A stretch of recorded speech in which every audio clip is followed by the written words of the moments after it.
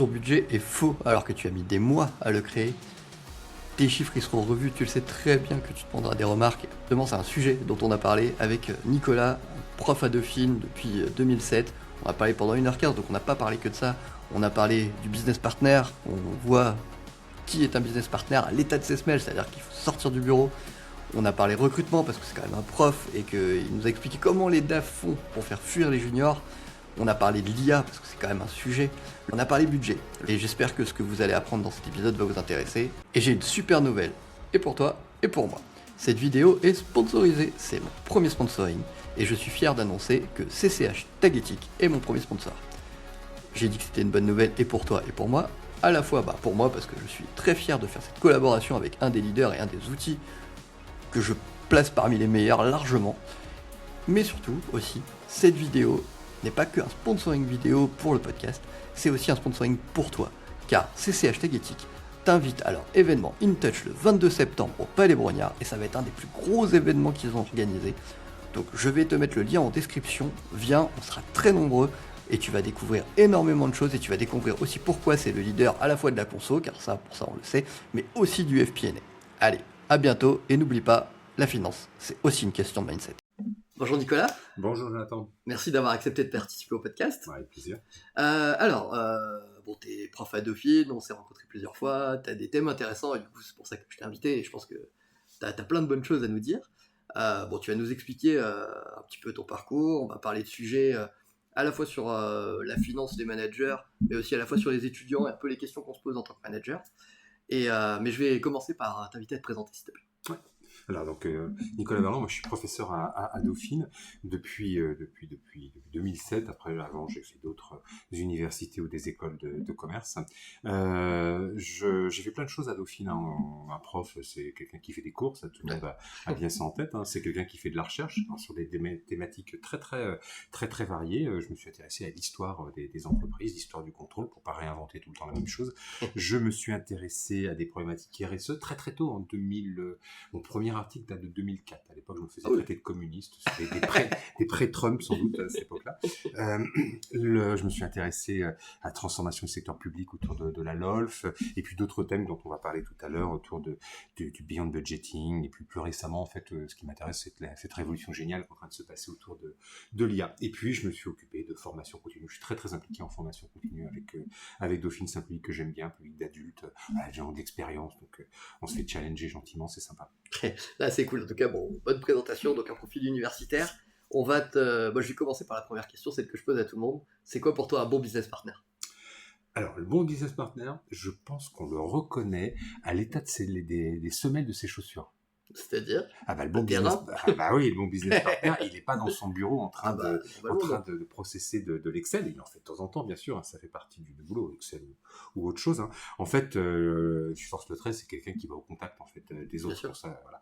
Et donc, c'est quelqu'un qui est capable d'aller discuter avec les opérationnels, capable d'aller discuter avec son patron et qui fait la connexion en fait entre tous ces acteurs-là en fait. Donc voilà, c'est pas une qualité qu'ont toujours les financiers, il faut bien le reconnaître. Je me mets dans le tas. C'est vrai qu'on aime bien les process, on aime bien les chiffres, on aime bien cette réflexion. C'est la zone de confort. Voilà, c'est la zone de confort. Si on compare à des commerciaux, par exemple, mais certains le font très bien. Et je pense que voilà, le bon business partner, c'est celui qui va aller au contact des autres, qui va être capable d'entamer le dialogue, qui va être pédagogue, qui va être capable de faire ressortir les enjeux et qui comprend bien l'organisation. J'ai eu un étudiant de MBA un jour qui, je fais travailler sur des projets, et il m'a sorti un joli compliment. C'était un ingénieur, et donc il fallait qu'il réfléchisse au contrôle. Et il me dit, votre projet c'est pas mal parce que ça m'a obligé à aller parler au contrôleur de gestion. Il gagnera à sortir de son bureau parce que c'est un mec vachement bien en fait. Voilà. Donc je pense qu'il n'était pas tant business partner que ça, mais il y avait le potentiel derrière pour le faire. Donc voilà, l'état de ses chaussures. C'est intéressant. On peut soulever les pieds puis on regarde comment ça. Moi, j'ai commencé chez Valeo. Valeo, tu sais, c'est la culture à la japonaise automobile. Le gemba, tu vas sur le terrain. La vérité est sur le terrain en fait. Ah oui. Et moi, c'est le truc qui me tue. C'est quand j'avais des jeunes. Alors bon, j'ai fait de l'automobile, l'aéronautique, on va dire que c'est un peu plus sexy comme produit. Donc, ça, on arrive à attirer un peu plus. Bon, après, je fais des masques à oxygène, des toboggans, des rafts. En démo, c'est rigolo. C'est pas super rigolo à voir la production, mais bon. Mais en fait, le truc qui me tuait, c'est quand les jeunes ne s'intéressaient même pas aux produits. Je sais qu'on peut pas être des fans d'automobile, tous. Moi, je suis pas particulièrement un grand fan d'automobile. J'aime bien les voitures, mais je vais pas te citer toutes les bagnoles. Mais le fait de ne pas s'intéresser au produit, de toute façon, et de ne pas s'intéresser au business, je suis persuadé qu'à la fin, ça fait toi une mauvaise aide à la décision. En fait. À la fin, tu rates la plus grosse partie de ton boulot. En fait, nos étudiants de N2, la formation à Dauphine est organisée comme ça. En L3, ils ont l'introduction au contrôle de gestion. Voilà, tout le monde là, c'est la culture minimale de tous les étudiants sortant de Dauphine, elle se fait à ce moment-là en contrôle de gestion. Ensuite, ils se choisissent une spécialité. Donc, ceux qui vont dans nos filières compta contrôle vont passer la première année à bouffer de la technique en M1. Et en M2, en fait, ils continuent, ils rencontrent des entreprises, mais surtout, on les fait travailler sur des projets en fait où ils sont en contact avec le produit, les gens, etc. Enfin, on travaille les soft skills, c'est peut-être pas le bon mot, mais on travaille sur des choses en fait qui sont un petit peu différentes du métier pur en fait, pour justement ils soient intéressés par le produit, qu'ils fassent le lien avec ça. On a plein d'activités différentes pour ça, et je pense que c'est une bonne chose, et ça me fait toujours plaisir quand on fait ces activités, on y associe des professionnels, et je discute avec les professionnels sur ce que font nos étudiants, et le retour c'est ils sont vachement bien vos étudiants, parce que on les sent intéressés justement par le produit, voilà, et c'est ça en fait et là on se dit on a réussi, ok, ils savent calculer les KPI, monter un budget, tout ça c'est hyper important, mais ils sont aussi capables de s'intéresser à ça, donc ça voilà, je pense que c'est une marque de fabrique en fait, je pense qu'on n'est pas les seuls à l'avoir, hein. Mais voilà, là-dessus on a réussi quelque chose quand on fait ça. Voilà. De toute façon, à l'avenir, on en reparlera un peu plus tard avec les sujets d'IA, je pense que de toute façon ça va devenir l'obligation quasiment en fait de tout le monde. C'est-à-dire que c'est un peu comme l'anglais. L'anglais, on estimait avant que c'était super de parler anglais. Maintenant, si tu parles pas anglais, c'est juste t'es pas au niveau. C'est tout. Donc en fait, ça va être pareil avec ça. C'est-à-dire que je pense que tout ce qui est hard skill, ça sera, si tu ne le sais pas, c'est juste t'es pas bon. Donc tu vas dehors. Et c'est le next step. Et le next step pour moi, c'est ce qu'on dit toujours le soft skill, etc. Mais en fait, pour moi, le soft skill, c'est s'intéresser au business, être capable d'aller parler, d'écouter quelqu'un, être capable de poser les bonnes questions, de creuser des sujets. D'ailleurs, pour ça, l'audit est très utile, parce que dans l'audit, premier piège, on t'envoie chez le DAF, on te dit va poser des questions, tu comprends rien, tu te fais embrouiller, mais en fait, c'est une aide. C'est-à-dire que je l'ai compris plus tard, ok, c'est le piège qu'on fait à tous les juniors, mais en fait, t'apprends à poser des questions, t'apprends à pas partir du bureau sans avoir compris, tu vois, parce que, en fait, t'arrives, tu reviens la première fois, et on te dit, t'as compris Tu dis bah non, j'ai pris le document. En fait, c'est pas ça qu'on te demande. On te demande, c'est d'aller comprendre ce que le gars te dit. Et en fait, ça c'est pour ça que je dis toujours aux jeunes, c'est un peu moins apprécié comme filière, mais c'est une filière qui peut les aider énormément en fait. Passer par l'audit, je sais c'est chiant, on bosse beaucoup, mais c'est une super filière pour apprendre en tout cas. Mais on va commencer par le début. Qu'est-ce qui t'a amené à devenir prof? Ça c'est pour ma curiosité perso. C'est une très très longue histoire. J'étais en terminale et j'étais un peu perdu sur le type d'études en fait. Voilà. L'école de commerce, pour des raisons personnelles, familiales, ça me disait trop rien en fait. Et donc très sincère, j'étais plutôt bon élève et plutôt même très bon élève. Et je me suis dit je vais faire un BTS. Okay. Et là, j'ai une prof qui m'a dit qu'est-ce que tu vas faire en BTS? Qu'est-ce que tu vas faire en BTS? C'est pas du tout ça qu'il faut faire. Tu vas faire une classe prépa pour faire normal sup en fait. Donc c'était et donc voilà, donc j'ai fait une classe prépa, donc je me suis dit ok, on fait la prépa puis on verra bien. Et puis du fil en aiguille, j'ai réussi le concours. Là, je m'étais dit tiens, oui, c'est prof. Elle m'a dit ça t'irait bien. Enfin, c'est marrant quand on rencontre parfois des gens qui ont un rôle décisif. J'en ai comme ça une petite dizaine de gens qui elle en fait partie, en disant mais t'es un intello, t'adores creuser les trucs, t'adores lire, tu lis les trucs qu'on t'a pas demandé de lire sur les sujets que tout le monde trouve chiants, enfin voilà, donc ça devrait te plaire parce que c'est de l'activité intellectuelle, c'est de la recherche. Donc je me suis trouvé en fait partir sur Normal Sup à Cachan en fait, et puis de fil en aiguille, voilà, à un moment je me suis posé la question à la fin de Normal Sup en fait de partir ailleurs en fait. Je suis allé travailler à la direction stratégie Total, j'ai fait plein d'autres choses en fait avant de rentrer de revenir en fait à l'enseignement, à l'enseignement en recherche, hein, les deux sont importants. Et finalement voilà, j'ai continué là-dedans et effectivement, ça me plaît en fait. J'aime bien ce côté un peu intello, qui réfléchit, etc. Je pense qu'en entreprise, je me serais peut-être un petit peu embêté. J'ai commencé en entreprise, chez Total, on était à la direction de la stratégie. C'était pareil, c'était des intellos. En fait, c'était pas une vraie entreprise au sens. Voilà, là j'avais des gens, c'était une expérience hyper intéressante. J'ai rencontré des gens géniaux, mais voilà, c'était pas vraiment l'essence de ce qu'on voit souvent en entreprise. Et finalement, ça me correspondait bien. Donc voilà, je trouver ton pourquoi en fait. Voilà, t'aimes la réflexion. Après, il y en a qui sont plus dans l'action, il y en a qui sont plus dans c'est intéressant et donc bon Alors pour autant j'ai trouvé matière à l'action en fait à l'université, parce que voilà, moi aujourd'hui je gère un MBA, c'est une petite BU en fait, hein, Ah oui, bah, c'est un 42 business, 000, 42 000 euros, il faut faire du marketing par étudiant, il faut faire du marketing, faut voilà, attirer. Ouais. faut attirer, enfin voilà, c'est tout ça. Ah, Je me suis occupé, j'ai été vice-président finance et relations entreprises de l'université, bah, c'est animer le process budgétaire tous les ans, c'est rencontrer les CAC, enfin, j'aime c'est bien trop dire bien. ça parce que souvent les gens s'imaginent que le Oui, parce prof c'est qu'on un truc imagine un juste peu, prof, quoi. voilà, En fait, voilà, ouais. il Mais il n'y a connaît pas pas que le monde de prof. l'entreprise, non, en fait il y a des choses très concrètes. Là j'ai repris, j'ai fait l'intérim de la formation continue en fait, là, le temps que on trouve un nouveau directeur, l'ancien était parti, voilà, et il a fallu faire un peu de ménage en fait, je vais pas dire licencier les gens, mais on mettre de Ouais. côté ce qui ressemble à ce qu'on aurait dans une entreprise, et voilà, et ça Bah, pose un peu les mêmes en fait, questions, quoi. une université, enfin, ça reste une entreprise en soi, hein, en réalité. C'est comme une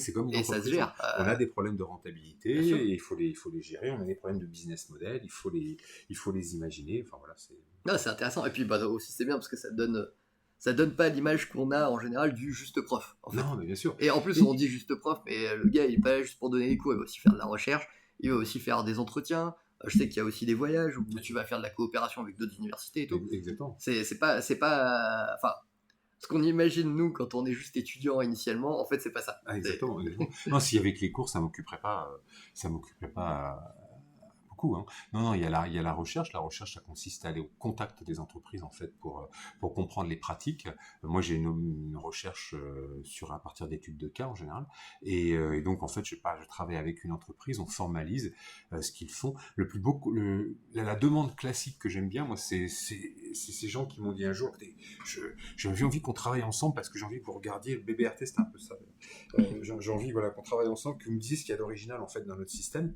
Mais je veux pas un consultant, je veux pas travailler de consultant. J'ai les budgets pour les consultants. Non, ce que je veux, c'est quelque chose de différent. Donc, et si vous me donnez une idée, ce sera génial, parce que vous savez, franchement, les idées, il y en a pas beaucoup des bonnes idées. Donc, si vous m'en donnez une bonne, je serai super content, en fait. On aura réussi. Je trouvais que c'était à la fois modeste et plein de bon sens. Et donc, l'idée, c'est d'aller voir ce qui se passe, en fait, dans ces entreprises, de formaliser, et ensuite, ça alimente les cours, en fait. Donc, voilà, c'est super. plein d'exemples qui viennent d'entreprises. Parfois, on me dit que vous connaissez le monde de l'entreprise. Je pense que sur les étudiants, y compris de formation continue que j'ai en face de moi, parfois, j'ai vu beaucoup plus d'entreprises que... Oui, Beaucoup. oui, clairement. Donc, bon. Non, c'est cool, c'est cool.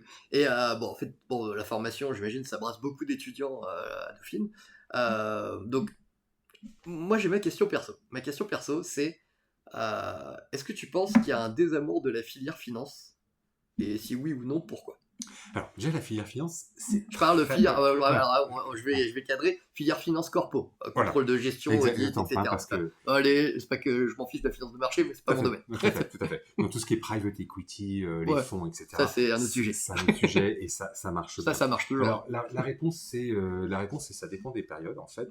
Mais oui, globalement, il y a un désamour, en fait, de cette filière, à tort ou à raison. Mais enfin, en tout cas, force est de constater que c'est pas la filière qui attire le plus, en fait, les étudiants à l'entrée à Dauphine. Pourtant, c'est pas faute d'essayer de leur plaire, hein. Mais l'image est quand même un peu écornée, on y reviendra. Et puis, il y a aussi la concurrence, parce qu'ils sont jamais très loin des autres spécialités de la finance.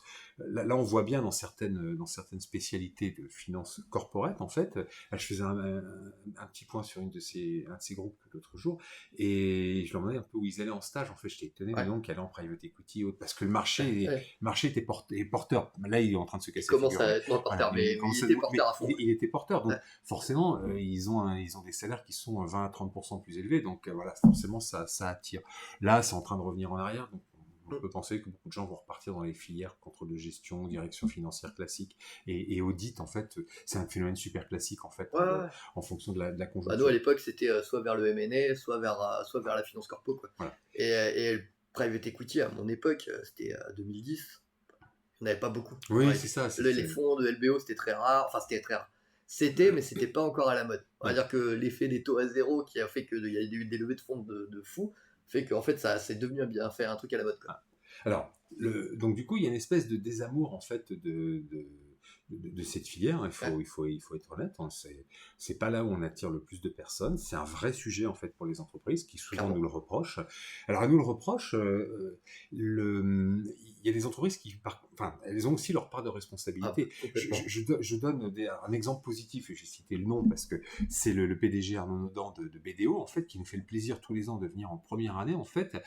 ce qu'il dit aux gamins en première année, c'est juste génial, en fait. C'est hyper motivant. Il commence par leur dire que lui, il fait de l'audit, en fait, et qu'il est commissaire aux comptes. Et commissaire, ça a un nom, en fait. C'est-à-dire que c'est le garant de la confiance. On travaille pour le bien public, le bien commun, en fait. Il est formidable dans son discours. Franchement, il a du succès. On en a d'autres, c'est plus compliqué quand même. Je pense à cet expert comptable qui était venu un jour, là je citerai pas de nom forcément, et qui me dit vous savez pas leur parler, vous allez voir, moi je vais. Et là il leur explique que les 2 premières années chez lui c'est la boîte à chaussures avec les factures dedans et qu'on va. Ouais, forcément Horrible. ça les fait pas rêver quoi. Là c'est pas non, faut pas leur dire ça là. C'est un boomer là, c'est pas possible. Non non, faut pas. Voilà. Donc il y a aussi cette dimension en fait importante et voilà. C'est vrai que parfois les thématiques qui sont portées sont pas des thématiques en plus qui sont très très bonnes. Objectivement, se dire qu'on va réduire le closing de 3 jours à 2 jours, en fait, bon, ok, je comprends que ce soit important professionnellement. Franchement, c'est pas très porteur de sens en fait pour des jeunes. Donc, alors qu'il y a des sujets porteurs de sens aujourd'hui autour de, on parlait du business partner tout à l'heure, en fait, des projets autrement plus porteurs de sens et des façons de présenter les choses. Voilà. Je faisais pendant quelques années le cours d'introduction en L3, contrôle de gestion. Donc là, le premier cours, c'est la plaquette publicitaire, il s'agit de leur plaire, et donc je leur fais le coup du business partner, ça fait quoi, et que voilà. Et j'adorais parce que, mais systématiquement, au 2e cours, j'ai 2-3 étudiants qui venaient me voir, qui disent, monsieur, c'était bien votre cours la semaine dernière. Après, j'ai demandé à mes parents, c'est pas le contrôle de gestion, c'est pas tout à fait ça dans l'entreprise. Parfois, ouais, mais pas toujours quand même. Là, vous le vendez bien, quoi. J'ai oui, ben voilà, mais voilà. Donc, c'est pour ça que je dis que les entreprises ont aussi leur part à jouer là-dedans, les universités aussi. Il faut qu'on soit sexy pour leur plaire et qu'on fasse des choses en fait qui soient pas que techniques. C'est important de faire de la technique. Il faut surtout pas laisser tomber ça, mais qu'on fasse pas que ça. Et voilà. Et pour autant, et sur les salaires, si on prend les salaires, alors, rivaliser avec le private equity par exemple ou les fonds c'est compliqué, mais quand on regarde les salaires en fait aujourd'hui du fait de la tension sur le marché, nos salaires de corporate finance à Dauphine sont dans le top 4 en fait des salaires de Dauphine, derrière des diplômes ultra prestigieux et derrière l'IA qui quand même attire vachement en ce moment. Donc je me dis ça va, c'est pas en termes de salaire il y a pire que ce que ces gamins font en fait et voilà. Donc non, voilà, on en a tous les ans qui viennent et c'est vraiment pas, ils préfèrent faire du marketing, ils préfèrent faire de la finance. Moi je voulais faire marketing à la base. C'est-à-dire qu'après, moi je suis arrivé dans la crise des subprimes dans nos études. Donc je vais te dire, après il y a le pragmatisme qui fait que ton crédit te dit, va trouver un boulot et un boulot qui te paye. Tu vois. Donc moi c'est comme ça que je me suis orienté vers la finance honnêtement. Mais bon, ça m'a permis quand même de faire une filière en fait que j'ai découverte et que j'ai aimé, que j'ai apprécié. Bon, de toute façon, moi je pense que de toute façon les jeunes bossent pour le salaire. Faut arrêter de se mentir. Exactement. Les 3/4 te disent oui, le sens machin. Le sens c'est pas sauver les phoques. Le sens c'est gagner de l'argent, vivre correctement et pouvoir évoluer. Et il se pose des questions, mais quand on organise le forum des entreprises à Dauphine, moi ce que je vois c'est qu'il y a tout un tas de critiques par exemple sur les banques, et puis on fait venir des ONG, des startups à impact, etc. La queue elle est devant les banques et les startups à impact, il n'y a pas grand monde, voilà, pour plein de raisons et voilà. Ça n'empêche pas qu'ils se posent des questions, qu'ils sont quand même en quête de sens, mais voilà, j'adore en fait, il y a un côté boomer, non mais le salaire ça reste important, ils ont le même problème que tout le monde et c'est bien, et c'est pas grave, c'est très bien en fait qu'ils aient ces préoccupations matérielles en fait, ça me paraît même assez sain en fait, voilà. Et tu vois, la dernière fois je parlais à un prof d'expertise comptable à Grandchamp, où il me disait, sa filière, ils sont passés de 24 à 8. Ouais. Et il me dit, en fait, j'arrive plus à attirer personne, parce qu'en fait, il y a des discours de tout va être automatisé. Je pense que l'IA fait mal dans le discours aussi, c'est-à-dire et c'est une bêtise. Je vais te dire pourquoi je pense que c'est une bêtise. Ce discours d'automatisation, ça fait 15 ans, 16 ans que je bosse. La RPA, ça date d'il y a plus de 20 ans. Il n'y a personne qui a automatisé sa compta au total, parce qu'on sait que c'est tellement le bazar dans nos systèmes qu'on n'est pas capable de le faire. On est en train d'entraîner un débat, notamment les DAF. Je te parle de DAF qui te disent oui, moi je veux mettre de l'IA, Ils savent même pas pourquoi en réalité. Et en fait, ils ne savent pas pourquoi entraînent des débats sur les jeunes qui te disent pourquoi je vais aller dans une filière où de toute façon on veut déjà me remplacer. J'ai même pas commencé qu'on est déjà en train d'essayer de trouver le moyen de me remplacer. Et en fait, la réalité c'est qu'on va se retrouver avec des pyramides des âges complètement décalées, avec des vieux et un écart énorme parce qu'il n'y aura plus personne au milieu. Moi je suis persuadé que c'est le schéma de demain de la finance. Oui, je partage ce que tu dis sur le non-remplacement. Il y aura des gains de productivité productivité, comme il y en a eu avec les ERP et d'autres trucs. Voilà. Je trouve qu'on surestime un petit peu les bénéfices en fait de l'IA aujourd'hui. Alors, moi j'adore, hein, je l'utilise à temps plein, et justement parce que j'utilise plein, je vois aussi les limites du truc. Hein, et là on parle de l'IA générative. Oui, Il y a d'autres usages de l'IA, on y arrivera peut-être, mais voilà. Et voilà. Après, effectivement, ceux qui manquent un peu d'originalité, ça va vite se voir quand on aura du mal à les distinguer. Voilà. Bon, ok, ceux-là, ça va être plus compliqué, mais je dirais c'est un petit peu business as usual, quoi. Chaque fois qu'il y a une innovation, c'est quand même ceux qui étaient les moins capés, en fait, pour qui ça a posé des problèmes. Donc l'idée, c'est plus de leur apprendre à réfléchir un peu plus, les inciter à avoir une valeur ajoutée supplémentaire, en fait, pour justement éviter l'aspect s'il s'agit de faire que si on peut supprimer, j'y crois pas complètement non plus d'ailleurs, si on peut supprimer toutes les activités un peu casse-pieds de reporting, de calage des données, c'est pas mal, mais je pense que de toute façon, on n'y arrivera jamais complètement. C'est la nature de la statistique, en fait. De toute façon, quand on s'y met, moi, il y a deux aspects. Le premier, c'est l'automatisation, ça date pas d'hier. Si on était capable de le faire, on l'aurait déjà fait depuis très longtemps, ou les gens ne prennent pas le temps de le faire. C'est aussi, c'est-à-dire qu'en entreprise, t'es quand même dans une filière, la finance, où t'as la tête dans le guidon, H24, grosso modo, t'as à dire à peu près une semaine de recul, et dans cette semaine de recul, tu fais le reste, grosso modo. Et du coup, peu de gens prennent le temps. Moi, j'ai intégré une direction MOA, et donc du coup Safran s'était organisé, et du coup on a pu faire des automatismes, mais parce qu'on a dédié une équipe pour faire ça. C'est parce que les gens dans le quotidien peuvent pas faire ça. Et à la limite, si on fait ça, et les entreprises commencent à le faire, à avoir des directions MOA, des directions de finance, parce qu'ils se rendent compte qu'ils peuvent pas rester comme ça toute leur vie. Mais de l'autre côté, il y a un autre truc qui me fait beaucoup rire, c'est le manque d'informations sur les LLM et sur en fait, l'IA générative. Parce que tout le monde parle d'IA, mais personne ne comprend la différence entre du machine learning ou du LLM. Et en fait, le truc que je leur dis à chaque fois, est-ce que tu veux un résultat probable ou un résultat juste? Parce qu'en fait, le LLM, ça reste de la probabilité. Est-ce que tu veux que demain, tu arrives sur A ou tu arrives sur A ou peut-être B? Et les gens, ils n'ont pas compris ça. C'est hyper intéressant ce que tu dis. C'est exactement ça. Moi, j'ai développé un cours en fait en formation continue et en formation initiale justement sur l'IA. Alors pas que sur l'IA générative. Le but du cours, c'est de leur dire que l'IA ne se limite pas à l'IA générative. Et là, il y a des algorithmes en fait. Et c'est de leur montrer un petit peu la naissance. Ici, c'est les gens qui font ça. Ici, on a un très bon département d'IA. Ici, en recherche, ils gagnent des médailles d'or aux Jeux Olympiques de l'IA. Je ne savais même pas que ça existait. Et ils sont très très bons. Ils ont travaillé sur AlphaGo et autres. Franchement, j'ai des collègues qui sont à la pointe. Historiquement, le département, il faisait quoi? Il faisait de la recherche opérationnelle, c'est-à-dire des algorithmes en fait d'optimisation. Et là-dessus, on a rajouté une couche informatique. Et ils font aujourd'hui de l'intelligence artificielle.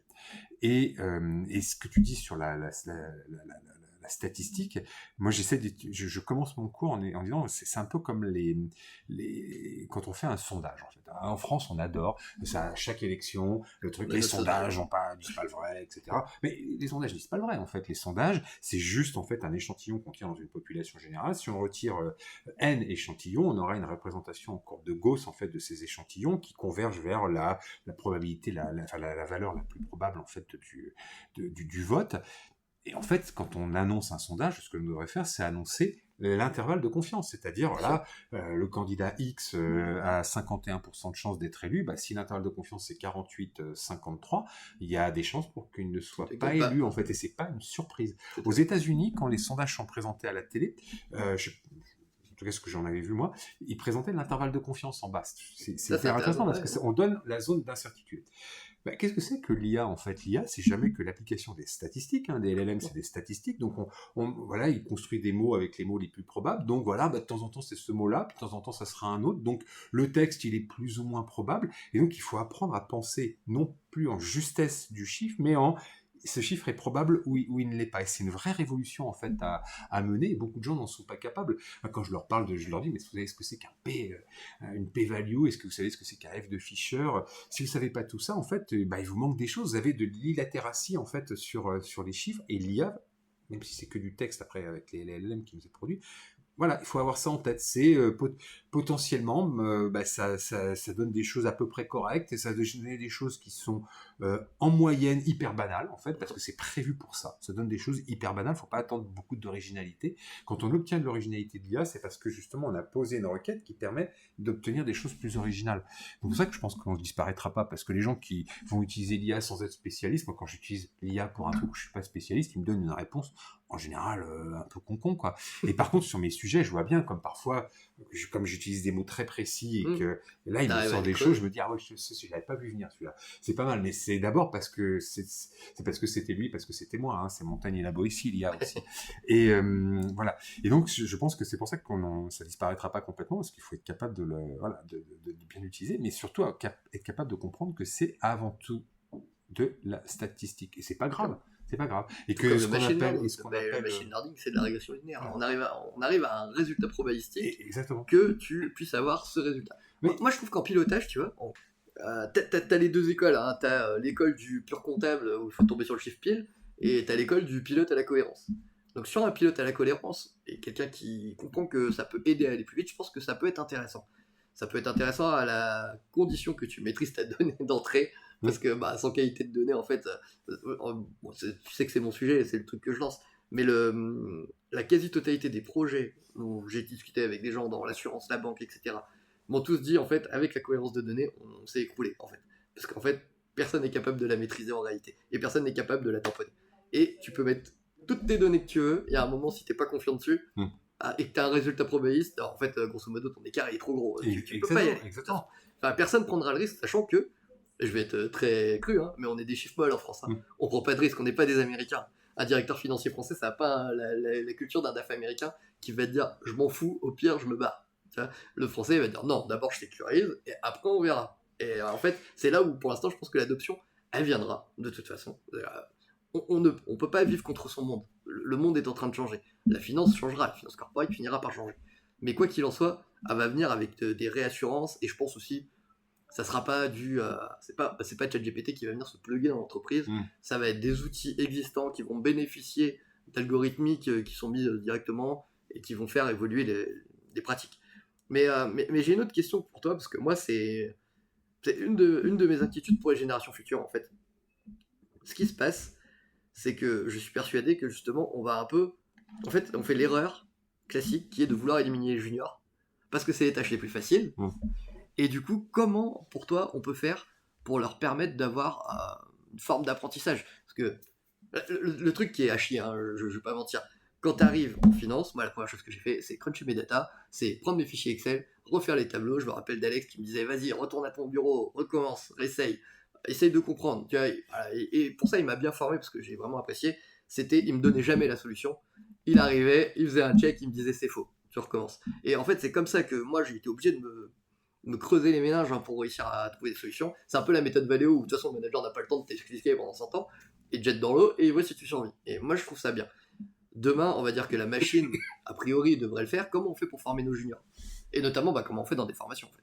Oui, alors dans les formations je sais pas trop. Enfin, l'intégration, le onboarding, en fait, il est capital. Les jeunes souvent me posent des questions sur le sujet. J'ai 2 fiches de poste, laquelle je dois prendre. En fait, on laisse de côté la fiche de poste. Ça, c'est la promesse. C'est la littérature. Voilà, c'est la promesse. En fait, en vrai, votre fiche de poste, si vous êtes très bon, elle va vite évoluer parce que votre chef, il va vous donner d'autres choses en fait à faire. Donc la question, c'est plutôt regardez votre chef en fait. Est-ce que c'est quelqu'un dont vous dites qu'il va me faire grandir en fait? Le nombre d'entreprises, très franchement, où on a des gens qui prennent des stagiaires, des apprentis, parce que ça coûte pas cher, et qu'il leur faut faire du mauvais boulot. Et alors, ceux-là, effectivement, demain, ils risquent de le remplacer par de l'IA, mais eux-mêmes risquent d'être remplacés par de l'IA, parce que ça manque d'originalité. Et puis, on en a d'autres. Moi, quand on fait des visites, on va aller voir dans l'entreprise. Il y a des gens qui ont des encadrants en fait qui sont géniaux, ils ont tiré le bon numéro en fait, ces gens qui les font grandir et qui voilà, puis s'il peut les laisser se débrouiller, mais les challenger, je vais donner juste la bonne dose de challenge en fait, et pas s'imaginer que les gens que l'on va recruter en fait c'est de la main d'œuvre en fait un peu bêta. Moi voilà, on voit ça parfois, les gens leur font faire des boulots un peu bêta. Alors, il y a boulot chiant en entreprise, hein, c'est pour ça, sinon on ne serait pas payé. C'est pour ça aussi qu'on est payé, c'est parce qu'une partie du travail est casse-pied. Mais il y a cette idée qu'on ne reste pas en fait à ce niveau-là. L'idée, c'est qu'on va plus loin, on se challenge, voilà. Et je pense que pour moi, le message à chaque fois, c'est poser des questions, les gens avec qui vous allez bosser, qui est-ce que vous sentez en fait, c'est ça le sujet. C'est pas facile, hein. Même avec le temps, en fait, c'est-à-dire que c'est la même chose, hein.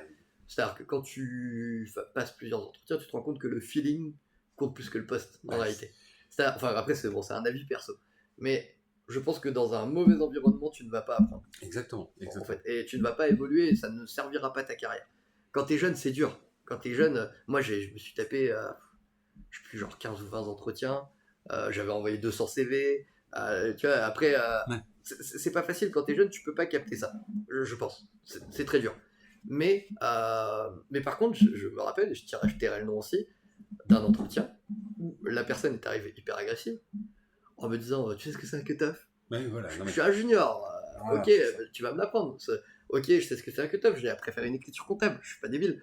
Mais par contre, je sais pas fonctionnellement ce que c'est en réalité au début. T'arrives dans une entreprise, tu sais pas à quoi ça correspond un cut-off.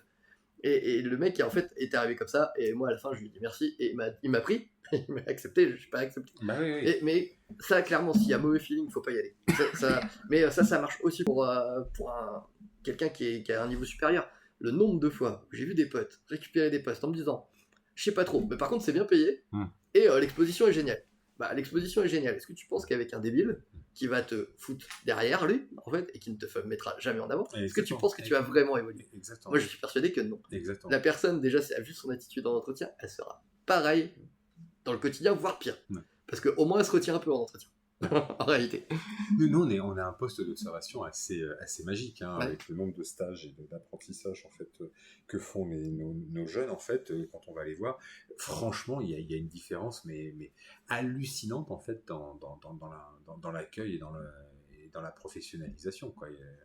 Et ça, je pense que les gens s'en rendent forcément compte. Voilà, donc effectivement, s'il s'agit de remplacer un esclave par de l'IA, ça marchera sans doute, mais on peut déjà se demander pourquoi les gens utilisaient l'étudiant comme un esclave. En fait, c'est pas. Je pense qu'ils ont un problème. En fait, ils auraient peut-être pu l'utiliser pour sa vraie valeur. Souvent, ils ont plein de qualités, hein, donc. Puis les gens oublient que apprentissage, c'est pour apprendre. En fait, moi, j'ai déjà vu des trucs de fou où on m'a dit ah ouais, mais la jeune ou le jeune, il comprend pas, je vais le sortir. Elle vient d'arriver. C'est normal qu'ils comprennent pas, ça fait partie du jeu. On est là pour leur apprendre, c'est apprentissage, ils sont pas déjà opérationnels. Ouais, c'est clair. Oui, je trouve ça toujours assez amusant en fait les grands discours sur l'inclusion, etc. C'est pas la peine de s'engager dans des causes en fait. Il suffit de bien faire son travail parfois. C'est-à-dire voilà, je reçois un jeune et je m'en occupe correctement. Je pense que c'est la première chose en fait à gérer pour faire de l'inclusion. Après, il y a des couches supplémentaires peut-être à rajouter, mais c'est pas la peine d'aller se casser bien la tête. Le travail de l'honnête homme ou de l'honnête femme en fait, c'est déjà énorme en fait. Si tout le monde faisait bien son travail correctement avec un petit peu d'entrain, on n'aurait pas besoin de rajouter ces couches d'inclusion. Alors ouais, c'est moins valorisant que de participer à l'association Théodule en fait, qui est sans doute très bien. Voilà, mais bien faire les choses, voilà, et participer à l'intégration, de se dire qu'ils savent pas tout, ils sont là pour apprendre. C'est un investissement, ouais, très bien. Souvent, c'est un investissement rentable parce que bon, même s'ils sont, ils sont pas parfaits, ils vont quand même réussir à faire des choses. Mais c'est vraiment la façon dont on les gère, quoi. Mais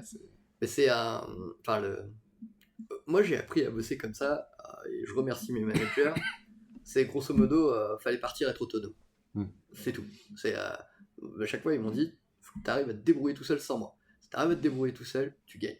Et c'est pas facile parce que tout le monde n'accepte pas le fait qu'on te dise débrouille-toi. Mais se débrouiller, c'est une manière d'apprendre. À partir du moment où la tâche est intéressante, à partir du moment où il y a un résultat attendu et que l'objectif est clair, je pense que tu peux apprendre comme ça. C'est pas fait pour tout le monde. D'ailleurs, en audit, c'est comme ça. En audit, on te jette dans le truc. On te dit allez, vas-y, fonce, tu verras. Et si tu survis, tu arriveras. Voilà. Et grosso modo, là, moi, je pense que après, il y en a qui cherchent trop. Je me fais couver par mon manager. Et en fait, n'oubliez pas que les gens, ils ont pas que ça à foutre. Ils ont beaucoup de choses à faire. Mais à partir du moment où on est un peu déterminé à devenir autonome et à se dire qu'en fait, quand on sort de son apprentissage ou de son stage, on doit être prêt à bosser Parce que moi, c'était ça, mon état d'esprit. C'est que, en plus, de toute façon, c'était la crise. Là, en ce moment, ça reste la crise. Moi, je dis à tous les jeunes, si t'es pas capable de bosser en sortie de stage, d'apprentissage, t'es foutu. Tu vas te faire sauter en période d'essai, c'est certain. Et en fait, c'est leur mettre un degré d'urgence pour leur dire bougez-vous. Quoi. Et moi, je sais qu'à chaque fois, on m'a remercié pour oui, maintenant je suis autonome. Même une apprentie partie en Australie, elle m'a dit maintenant je gère. Elle me dit je m'en fous. et pourtant, à chaque fois, je lui disais, des fois, je lui donnais pas la réponse. Moi, à l'époque, c'était Google. Je disais vas-y, Google, c'est ton ami. Je suis pas là pour ça. Cherche ta réponse. C'est l'éducation au sens très très large. Hein. C'est-à-dire qu'en tant que parent, c'est exactement la même chose. En fait, on couvre ses enfants. Et en fait, le moment où on a réussi, c'est quand ils nous disent allez vous faire foutre, je pars parce que je vais vivre ma vie de mon côté et ils la vivent bien. C'est-à-dire qu'on a réussi en fait. On a réussi. Je suis pas pressé, mais bon, ça serait bien. Ça serait une bonne réussite. On va parler sur un sujet un peu. Parce que t'es prof de finance quand même, donc un sujet un peu plus finance. Bon.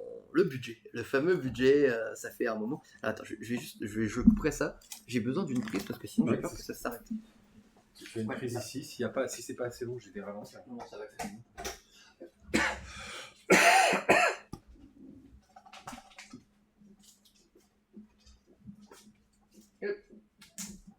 Tac. Ça devrait faire. J'ai pas de nœud.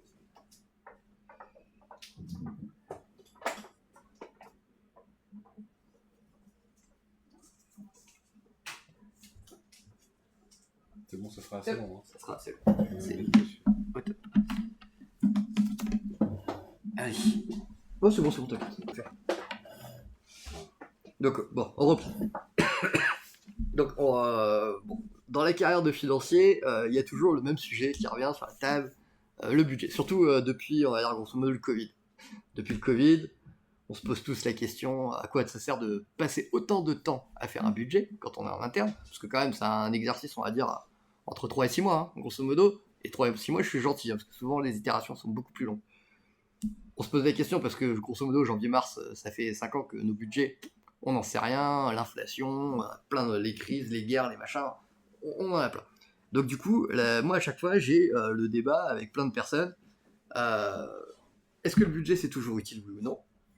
Et qu'est-ce qu'on fait en fait? Est-ce que c'est du rolling forecast? Est-ce qu'on fait autre chose? C'est quoi ton avis justement sur cette gestion du budget?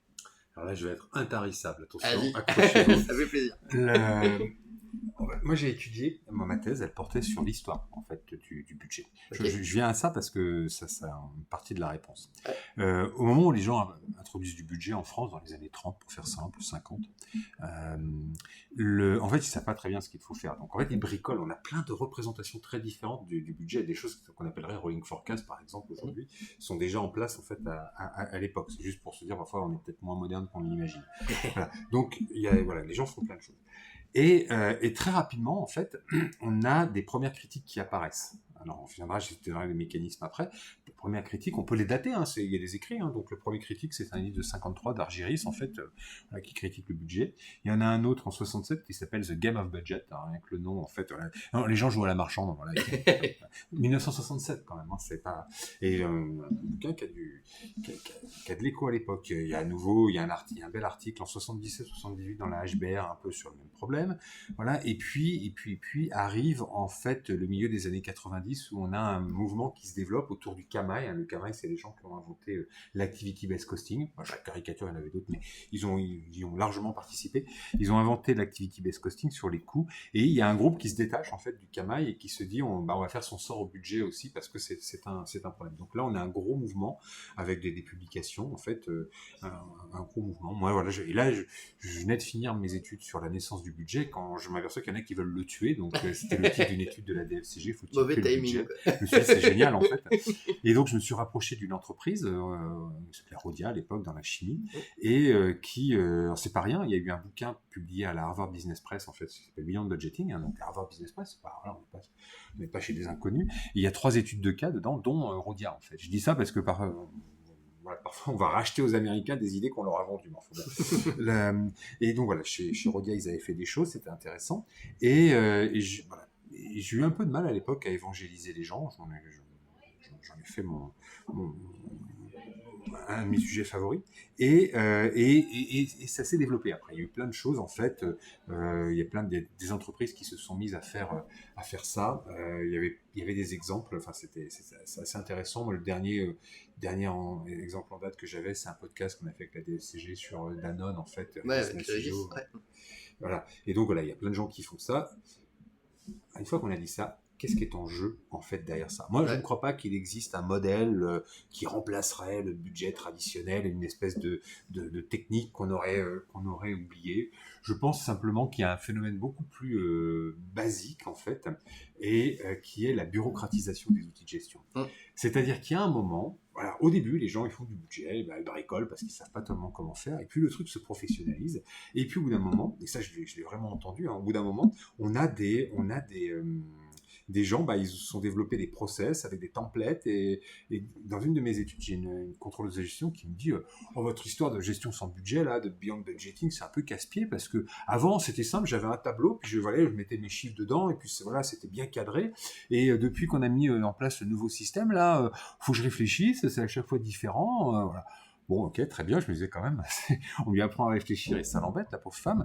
Et au bout d'un quart d'heure, 20 minutes, elle continue, elle me dit, bon, ce qui est quand même pas mal, c'est qu'avant, ce que je produisais, tout le monde s'en fichait, maintenant ça intéresse mon chef. Voilà la vraie affaire, voilà.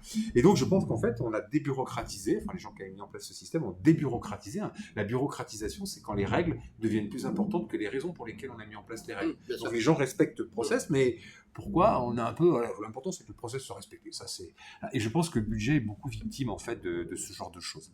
Alors une fois qu'on a dit ça, la question c'est quelle est la part des entreprises que ça concerne, à la fois des entreprises qui font du beyond budgeting et des entreprises qui sont bureaucratisées.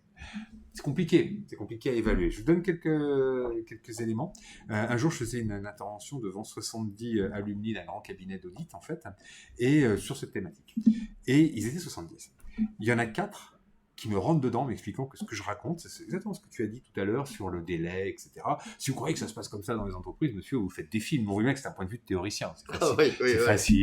C'est facile. Bon, je suis certain que ces 4-là, effectivement, ne se reconnaissaient pas dans les critiques que j'avais formulées. J'en suis certain. Par contre, ce qui était super drôle, c'est la pause café, où les 66 autres sont venus me voir en me disant bon, je n'interviens pas, mais chez nous, ça se passe bien comme vous l'avez décrit, mais je préfère pas en parler devant les collègues parce que c'est un peu la honte. Ah, là, on est au cœur du truc. Bah oui, parce que les gens, je suis certain que les 4, là, ils géraient très bien. Je pense qu'ils ne se revendiquaient pas d'une gestion sans budget, parce que je pense qu'ils s'étaient posé simplement des questions de façon autonome. C'était la discussion de tout à l'heure, sur l'autonomie. De façon autonome, ils n'ont pas eu besoin de mettre des mots dessus. Ils se sont dit, tiens, on va essayer de faire un truc propre. Et il y en a peut-être même plus que 4 là-dedans. Mais il y en a quand même un sacré paquet qui est venu me voir à la pause pour me dire, chez nous, c'est bien le problème. Les problèmes que vous avez décrits, on les vit. Mais je préfère pas en parler parce que c'est vraiment là où on parle. Et je pense que derrière, on a ça. Alors, c'est moins glorieux que les entreprises, toutes, la mienne y compris, se voient souvent en héros, en fait, en changeant avec des process qui sont au top. C'est pas souvent le cas, quand même. Et c'est tant mieux parce que ça rend les choses humaines, en fait. Voilà, on n'est pas tous au top. Voilà, donc j'ai trouvé ça marrant, en fait, parce que combien il y en a qui se revendiquent du beyond budgeting? Pas beaucoup, parce que beaucoup ne reconnaissent pas le truc. Qu'est-ce que tu mets derrière le beyond budgeting encore Alors, en fait, il n'y a pas un modèle. Il y a plusieurs modèles, en fait. Il y a le modèle dominant, c'est le rolling forecast. En fait. C'est le rolling forecast, c'est vraiment ça. Quand je regarde un peu les pratiques, dans le bouquin dont je parlais tout à l'heure, la Beyond Budgeting, c'est le cas de Banken. C'est vraiment très très clair, c'est du rolling forecast. Donc, on ne se casse pas la tête à faire un budget très détaillé. En fait, on tire le trait et on change la temporalité. Voilà, on essaie de voir où on va. C'est du pilotage, en fait. Voilà. C'est du pilotage. En général, on le cumule d'ailleurs. C'est-à-dire qu'on va faire le budget, mais on va faire des reprévisions à 2 mois, 3 mois, 4 mois, ça va dépendre des boîtes. Et en fait, on cumule les deux, en réalité. Il y a d'autres modèles comme celui de Rodia ou d'autres que j'avais vu en fait où le budget c'est on cherche pas à tout chiffrer dans l'entreprise, on va chiffrer que ce qui est véritablement essentiel. On fait un truc de dingue, on fait du 20-80, on applique du Pareto, c'est-à-dire que si on a bien fait le job, on a rarement vu une entreprise faire faillite parce que le budget des gommes et des crayons ont explosé. Ouais, bien sûr qu'il faut regarder qu'en septembre, personne pique dans les stocks pour la rentrée des classes, on est d'accord. Mais c'est pas le vrai sujet, il n'est pas là. Donc voilà, donc il y a, pour moi, il n'y a pas un modèle, il y a plusieurs modèles et c'est toujours un peu ad hoc en fait, ces entreprises qui se sont dit je vais essayer de le customiser au regard de mes problèmes. Et finalement, je retrouve un peu ce que faisaient les entreprises dans les années 30, parce qu'elles n'avaient pas de modèle, donc elles étaient obligées de se casser la tête et d'imaginer en fait leur sujet. Non, mais c'est intéressant. Je suis persuadé de la bureaucratisation du truc, ça c'est clair. Et ça ne concerne pas que le sujet. Le groupe des santé templates, faut répondre aux templates, faut répondre aux questions. Ça c'est clair qu'il y a une bureaucratisation. Et on le voit, hein, parce que je pense que ça commence à bouger. Mais au moment du Covid, l'année d'après, le budget, le template, c'était le même. Tu crois vraiment qu'on était dans la même situation? On n'était plus dans la même situation. Il y a un moment, en fait, la flexibilité de la structure de budget, elle est lourde, elle est dure. Moi, je voudrais rebondir sur un truc. Il y a quelque chose qui me frappe, ça fait maintenant 23 ans que je fais de la formation continue, en fait, avec grand plaisir. Et je prends la formation continue parce que ces gens qui sont passés en entreprise, en fait, en général, ils ont une dizaine d'années d'expérience. Et ce que je constate, en fait, depuis 23 ans, c'est une perte d'autonomie à la pensée.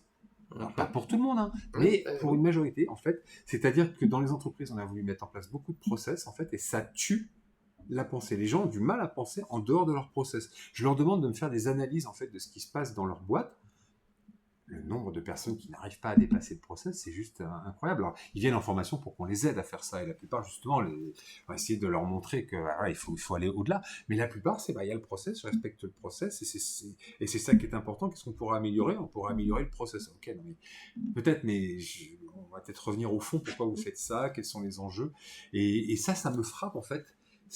J'en parle avec des collègues, on a tous le même ressenti, c'est pas qu'un cas, c'est qu'on a du mal à les faire sortir de leur process. Et je pense que c'est lié en fait à une forme de professionnalisation des entreprises qui parfois tourne à la bureaucratisation. Ouais, clairement. Et tu vois, ça me fait penser que quand on monte un budget, qu'on est dans une usine, ok, tout le monde a peur de pas atteindre son budget. Moi je leur disais, dans l'usine, on s'en fout. On s'en fout. Le but d'un budget, c'est un exercice social où on se réunit tous. C'est pas un exercice de finance. Les gens se plantent là-dessus. Et tout le monde le prend comme un exercice financier où il faut tomber sur le bon chiffre. C'est faux, c'est pas ça. Le but, c'est de donner un objectif commun et d'avancer dans un sens. Et je leur disais à chaque fois, écoutez, je me ferai engueuler, c'est pas grave. Si on n'atteint pas le budget, je me ferai engueuler. S'il y a une dépense à faire en plus, on l'assumera, on se débrouillera. Après, bien sûr, on n'est pas stupide, on est des financiers, on met des buffers, on assure derrière. En général, on va prendre une section, on va avoir un budget, mais derrière cette section, on sait qu'on peut la couvrir par celle-là, celle-là, celle-là, celle-là. Normalement, tout ne déraille pas. Et le Covid n'arrive pas tous les jours. Le truc, c'est que les gens l'ont pris comme... Pour moi, le problème, c'est que peu importe le format, les gens le prennent comme un exercice de chiffres, alors que c'est pas un exercice de chiffres. Ouais. On dit chiffres parce que c'est mené par la finance. Ça devrait être mené par la DG. Et c'est tout. Alors, ça l'a été historiquement. Ouais. Tout début. Moi, j'ai pas connu, mais j'ai connu que des budgets financiers. Ouais, c'est là où l'histoire est intéressante. En fait, au tout début, il n'y avait pas de direction de contrôle de gestion. C'était vraiment un sujet de DG. En fait. Et puis après, il a fallu professionnaliser le truc. C'est devenu un sujet de directeur financier. Donc là, dans les directeurs financiers, on en a certains qui sont plus business partners que d'autres. Et dans ces cas-là, à mon avis, le budget ne dérape pas. Vers la bureaucratisation, et parfois ils sont un peu trop process eux-mêmes, et le process devient la fin en soi. Okay, très bien, on a respecté les étapes, mais c'est pas ça le sujet. En fait, le sujet, c'est de faire réfléchir. Et on finit par faire perdre du sens à tout le monde. Tu sais, au tout début, à un moment, je reprends un poste, la personne, elle me dit « Ah, tu vas me casser les pieds encore sur mon budget. » Je dis « Bah, écoute, oui, en soi, je vais pas te mentir, je suis quand même là pour voir ce que tu comptes dépenser. » Mais je veux dire, on va se faire des scénarios. Qu'est-ce que tu dépenses? Si cette machine-là tombe en panne, comment on fait? Comment tu dis? Ta machine-là, elle a 40 ans, elle va tomber en panne à un moment. Comment on la budgète? Comment on fait le changement? Comment je le mets dans mes capex? Je dis, en fait, j'essaie de te faire comprendre que moi, mon but, c'est de faire tourner ton service. C'est ça, ton objectif du budget, c'est pas de donner un chiffre qui fait plaisir au chef. Ton objectif, c'est que demain, moi, si ta ligne s'écroule, je meurs. Si on crève tous. Donc, et à un moment, en fait, il faut mettre du pragmatisme sur l'exercice. Et pas... Moi, ça me saoulait quand mes juniors, ils arrivaient et qu'ils me disaient « Ah voilà, j'ai fait mon entretien, parce que je pouvais pas faire tous les entretiens. J'ai fait mon entretien. » Je dis « Ok, il veut quoi ?» Bah, il veut 100 000. Non, il veut pas 100 000. Il veut quoi? Il veut quoi en termes de... Qu'est-ce qu'il va faire? Et qu'est-ce qu'on fait si jamais ça se dérape? S'il y a un problème? C'est ça ta question. C'est de couvrir le risque de si ça dérape demain. Qu'est-ce qu'on fait? Demain, la machine tombe. Est-ce que nous, on a la capacité financière d'aller lui couvrir les fesses vite fait? Parce qu'en fait, la machine, il va falloir la livrer en 4, 5, 6 jours, avoir du coup un tarif qui est 10 fois le tarif initial, parce qu'on n'aura peut-être pas négocié avant. Et en fait, ça, c'est le fait de faire du chiffre pour du chiffre, moi, ça me saoule. En fait, c'est un des aspects du boulot qui me plaît pas. Ouais, tout à fait. Tout à fait. Je vois, on a un cas qui n'a pas été développé par nous, qui a été développé par des collègues, une collègue de l'ESCP, qui s'appelle le casse-tête en fait. Donc, il s'agit de faire en fait un budget. Donc le cas est très très bien fait, c'est super sympa. On met les étudiants en 3 groupes, un groupe sur le commercial, un groupe sur la production et un groupe sur le siège. Et ils ont chacun une lettre de mission avec des chiffres, donc ils doivent faire le budget. Donc, on pourrait se limiter, je vois certains collègues qui l'animent comme ça, en fait, qui l'animent uniquement, il faut trouver les bons chiffres. Voilà. Ouais, le target quoi. Mais en fait, ce qui était génial, c'est de gérer les interactions. Mais il se passe des trucs absolument hallucinants. Il y a par exemple, il y a un scénario où ça oblige d'acheter des voitures. Et les commerciaux ont un budget illimité, c'est dans la feuille de mission du siège, ils ont un budget illimité pour acheter des voitures. Pour les autres, on contingente parce que ça coûte cher. Et pour les commerciaux, pas de problème. Et en fait, régulièrement, en fait, le siège interdit ce scénario parce qu'il faut acheter des voitures. Donc, je dis, pourquoi vous interdisez? Parce que dans votre lettre de mission, moi je la connais, vous avez le droit de le faire. Et là, ils me disent, ouais, mais ils ont déjà beaucoup de voitures, les commerciaux, ils nous font chier là. Ils peuvent faire un effort. Et je me dis, quand même, il n'y a pas d'enjeu. C'est un cas purement théorique, en fait, il n'y a pas d'enjeu. Et donc, j'essaie de. Et l'idée, c'est de les faire réfléchir. Vous avez vu, il n'y a pas d'enjeu. Vous n'avez pas de raison de les détester. Ils ne roulent pas avec. C'est pas des vraies voitures, d'accord? Donc, il n'y a rien. Et vous venez, en fait, de les contraindre bêtement. Réfléchissons à ce qui vient de se passer. Qu'est-ce que ça veut dire psychologiquement ce qui vient de se passer? Et ça, c'est intéressant parce qu'on dépasse l'aspect chiffré. Et en entreprise, on va retrouver ça tout le temps, tout le temps. Les gens ont des vraies raisons de vouloir se limiter les uns les autres. Là, c'est marrant, c'est intéressant. Et je voulais un petit peu te parler aussi un peu outils par rapport au budget, etc. Pourquoi, selon toi, la qualité des prévisions dépend d'abord du business model et pas des outils qu'on a derrière, en fait? C'est-à-dire que tout le monde pense que c'est un problème d'outils, assez régulièrement, mais c'est pas vraiment un problème d'outils pour moi. Non, c'est pas un problème de boule de cristal, en fait. Ouais. C'est vraiment comment on l'alimente. Là encore, si on prend historiquement les gens, c'était un bout de ma thèse, ça. Il y a des gens qui ont mis en place des budgets, il faut commencer à pouvoir faire des prévisions. Alors, on est dans les années 1930, donc l'informatique, ça n'existe pas, les gens comptent oublier, donc voilà, des sources d'information, je pourrais en faire un poème là-dessus, donc c'est compliqué. Aujourd'hui, on nous dit qu'il y a de l'incertitude, tout ça, il faut essayer d'imaginer. J'ai vu des archives où les gens vous disent, je ne sais même pas exactement quelle est la gamme des produits que l'entreprise vend, en fait, parce que l'information, elle n'est pas fluide, en fait. Donc on a aussi de l'incertitude. Bref. Quand on regarde en fait les gens qui ont réussi en fait à mettre en place du budget, c'est des gens qui avaient réussi à fiabiliser leurs prévisions. Donc on arrive au point. Comment ils ont fiabilisé leurs prévisions? Pas avec des outils. Il y a plusieurs cas. Il y a le cas en fait, c'est dans l'aluminium par exemple. Ils ont fait un cartel. D'accord. Ils ont fait un cartel et il faut imaginer, une fois par an, ils se réunissent et puis c'est tant de tonnes d'aluminium pour toi, tant de tonnes d'aluminium pour toi. Et donc en fait, ils ont plus ou moins leur plan de production, et bien sûr ça triche toujours un petit peu, mais globalement voilà. C'est des gens qui se retrouvent dans des après-guerre, par exemple Saint-Gobain qui développe en fait du budget, ils le font dans un environnement où la croissance est super forte, donc l'outillage de production il est saturé. Donc ça veut dire quoi sur le budget? Ça veut dire essayer de faire cracher le plus possible à la machine. C'est pratique, c'est pratique. Et puis il y a des cas, c'est Dupont de Nemours qui est un des leaders en fait historiques en fait de l'application du budget.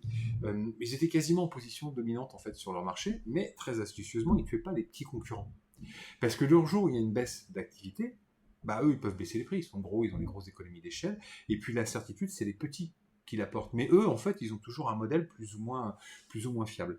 Donc voilà, là, au travers de ces 3 exemples, ce que je donne, c'est des exemples on pourra en développer d'autres, mais de fiabilisation en fait des prévisions. Et on le voit bien aujourd'hui dans le monde notamment avec les startups, c'est pas que les startups, mais le modèle SaaS, etc., où l'ARR en fait est un élément extrêmement important. Et les gens adorent en fait, oui, parce que c'est quand même beaucoup plus facile à gérer, beaucoup plus intéressant, ça donne de la visibilité, mais c'est parce qu'on a conçu notre offre comme ça, on pourrait très bien la concevoir autrement, on a conçu notre offre comme ça, et c'est ça qui nous donne de la visibilité. Donc c'est d'abord un problème organisationnel, de choix de l'offre que l'on met sur le marché, avant d'être un outil un choix d'outils, en fait, ça... on ne sait pas faire en fait en vrai. Mais il y a des outils qui existent, je les enseigne aussi, mais d'abord la stratégie en fait. Ouais, et puis dans la stratégie, c'est grosso modo, en fait, le truc qu'on oublie, c'est que la finance, on est secondaire.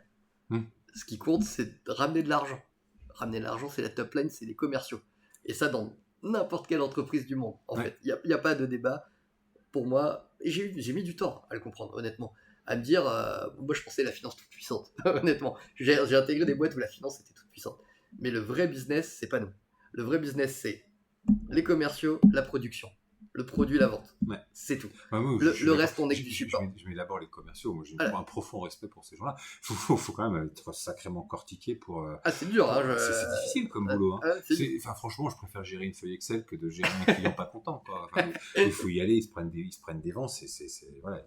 Non, c'est un métier. C'est un métier qui doit nous inspirer le respect. Et moi, de toute façon, mes premiers challenges à chaque fois, c'était d'aller challenger mon commercial, mon directeur commercial. Et de toute façon, j'ordonnais à mon équipe de ne pas bouger tant qu'on n'avait pas défini notre top line. Sur un prévisionnel, en fait, ça sert à rien, le reste. Je suis désolé, hein, le reste ne sert à rien. Le reste n'est qu'une évaluation potentielle qui, de toute façon, ne dépend que du début. Et si on a oublié et qu'on a raté le début, on est foutu. Ouais. Je parlais, je suis désolé, je reviens là-dessus, mais je parlais de la thèse tout à l'heure, en fait. L'idée sur de la fiabilisation des prévisions, je discutais avec un collègue qui était en thèse, mais qui avait la particularité d'avoir été un entrepreneur, en fait, et sur la fin de sa vie, s'était inventé un métier de chercheur qu'il faisait très bien, d'ailleurs, et il était beaucoup plus expérimenté que moi. Et je me rappelle cette discussion, il me dit, mais faire des budgets, il faut des prévisions. Tu t'es intéressé, ils font quoi les commerciaux dans ces boîtes? Je ne serais pas allé voir. Moi, je m'intéressais à la finance. Je ne serais pas allé voir ce que faisaient les commerciaux. Et là, je suis allé voir ce que faisaient les commerciaux. Et effectivement, tout prenait sens tout à coup, en fait, parce que c'était ça qui drivait, en fait, ce que les gens allaient faire derrière. Et puis quand tu vois à quel point, aussi, même dans des industries dites classiques, hein, à quel point le relationnel du commercial a un poids sur tes prévisions, t'as intérêt de bien les traiter. Honnêtement. Enfin, tu le sens. Tu sais, je sais pas, t'as un feeling que si 7 personnes partent, il y a moyen que ça s'écroule. C'est là où justement ton risque de financier dans ton prévisionnel, savoir que là, peut-être ce commercial, on est un peu trop dépendant de lui, tu vois, c'est qu'à un moment, ça pue, ça sent pas bon. C'est ça qu'il faut sortir en fait comme insight. C'est pas se dire, je vais faire un EBITDA à 5%, allez, on est content, blabla. C'est pas ça l'objectif. Donc ouais, enfin, moi ce que j'invite les gens, c'est réfléchissez à votre manière de réaborder votre budget. Je trouve ça intéressant, l'aspect bureaucratique. Essayez d'en sortir. On est des grands garçons, on est enfin grands garçons, grandes filles. On est tous capables de réfléchir, de sortir de notre modèle initial en répondant de toute façon aux exigences de nos chefs. En fait, c'est ça. C'est qu'à la fin, on est obligé de répondre aux exigences du groupe. C'est ça l'objectif. Je rajoute 48 slides pour me rassurer et je rajoute des analyses et des machins et je gonfle mes opérationnels pour leur faire des analyses qui leur servent à rien. Arrêtez. Enfin, à un moment, il faut savoir arrêter. Et là, le budget deviendra un exercice utile, en fait. Voyez l'utilité, quoi. Et dernier petit point, la RSE. Parce que je sais que c'est un sujet que tu aimes bien. On va l'aborder rapidement, mais avec Omnibus & Co, on sent qu'il y a une vague où on s'est un peu fait balayer le sujet sur la partie réglementaire.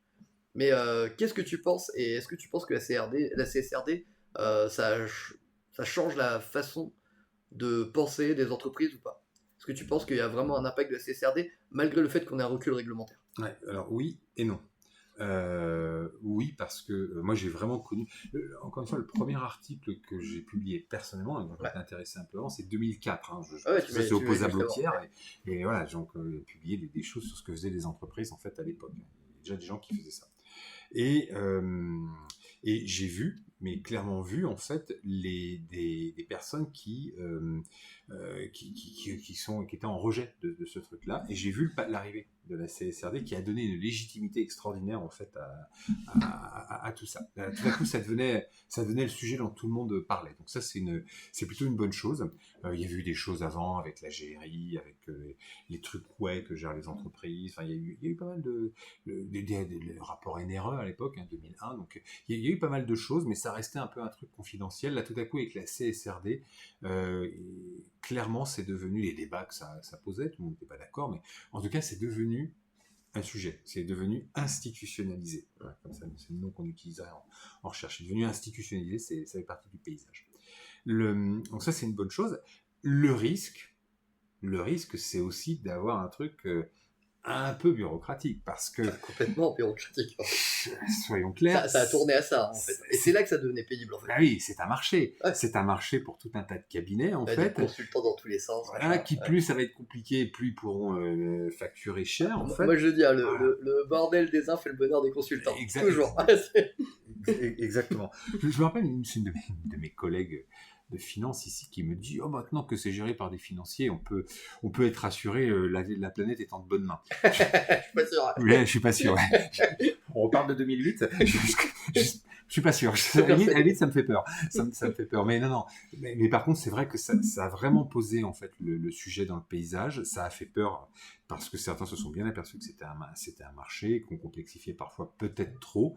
Le monde s'est pas fait en un jour. En revanche, ça permettait quand même de faire bénéficier des questions sociétales de toute la technologie développée par les financiers, parce que les gens ils maîtrisent les systèmes d'information, quand même, c'est pas rien. Donc ça, c'était une bonne chose. Pas oublier qu'il y avait des gens qui avaient fait des choses avant, qui étaient des ingénieurs, qui avaient parfois fait des choses très très intéressantes, et donc on n'a pas attendu la CSRD. Donc je trouve que c'est une bonne chose dans le sens où ça a mis le sujet sur la table, avec le risque de bureaucratisation. Donc du coup, ça a produit les effets, c'est que certains ont pris peur et que voilà, le truc est un peu en suspens aujourd'hui. On verra pour combien de temps, mais moi je pense que on ne change pas la société par décret. C'est des vrais sujets. Et c'est des sujets en fait qui nécessitent un changement de mindset en fait. Je donne un exemple souvent en fait pour expliquer ces changements de mindset, c'est le port de la ceinture de sécurité. Oui. Franchement, dans les années 70, on devait être à quelque chose comme 12 ou 14 000 morts sur les routes en France, avec beaucoup moins de véhicules qu'aujourd'hui. On ne portait pas la ceinture, il n'y avait pas les ronds-points, tout ça. Moi, je me rappelle que plus jeune, je voyageais au pied de mes frères et sœurs. Exactement. J'avais pas de ceinture, mais rien du tout. Pas de ceinture. Moi, je me rappelle de mon père qui a appris à conduire sans ceinture, donc il la mettait quand il voyait la police au loin. Moi, j'ai appris à conduire à l'avant avec la ceinture. Donc, quand je monte en voiture, même pour faire 5 mètres en marche arrière, je mets ma ceinture parce que ça fait partie de mon mindset. Voilà. C'est comme ça, j'ai été éduqué comme ça. Quand je monte à l'arrière de la voiture, exactement le même truc, c'est que je la mets pas forcément. Alors, à force de répéter cette histoire, je mets ma ceinture. Mais mes enfants, on démarrera pas tant que la ceinture ne sont pas attachées parce que c'est hyper dangereux. Voilà. Et chez eux, voilà, c'est acquis. Ça fait partie des choses naturelles, normales qu'on ne remet pas en cause. Pour la plupart, il y a toujours des exceptions, bien évidemment. Mais voilà, on a changé le mindset des gens sur l'environnement, sur les problématiques d'inclusivité. C'est un peu pareil. Moi, j'ai travaillé sur des vieilles pratiques des années 70 d'ingénieurs dans la chimie qui disaient, les gars, c'est quand même pas normal de travailler salement, on n'est pas obligé de polluer quand on travaille. Nos usines, souvent, on pourrait à l'intérieur de nos usines manger par terre tellement c'est propre parce qu'on fait vachement d'efforts, et puis tout à coup, au bout de chaîne, on va rejeter les trucs dans la nature. Il y a rien, on sait qu'on peut le faire autrement. Et je trouvais ça marrant parce que pour eux, c'était pas une question de je respecte une règle ou non, c'était il y a quand même quelque chose de bizarre dans notre comportement. Prenons un peu de recul. On est capable de faire mieux en fait, et on va juste s'y mettre en fait. Et voilà, alors, ça nécessite, tout le monde va pas partir bille en tête là-dessus, mais au bout d'un moment, les gens trouveront que c'est bizarre d'arriver dans une entreprise où les gens sont pas précautionneux, on gère pas les déchets, on gère pas ceci, on gère pas cela. Je pense que c'est juste une question en fait de mindset, et que les outils cherchent à faire changer. Pour objectif finalement de faire changer le mindset. Donc, quand j'étais jeune, je me rappelle, les gens ils jetaient leur papier de bonbons par la fenêtre de la voiture. Aujourd'hui, ça doit encore exister, mais globalement, les gens ne font plus. Ça devient plus énorme. Parce que voilà, jeter son mégot dans la rue, en fait, j'ai fumé, je ne devrais pas. Et je l'ai fait aujourd'hui, je ne le fais plus mais pas parce que je suis vertueux, tout simplement parce qu'au bout d'un moment, on répète les comportements qui sont autour de nous et qu'on a fini par les acculturer. J'avais formé, c'est un sujet un peu voisin, j'avais formé la police nationale au contrôle de gestion. Un sujet passionnant, avec Price à l'époque. Et franchement, j'avais été impressionné par les gens que j'avais en face de moi. Moi, je formais les hauts commissaires, en fait. Donc, le sujet, c'est que ça allait mettre des années avant de se développer.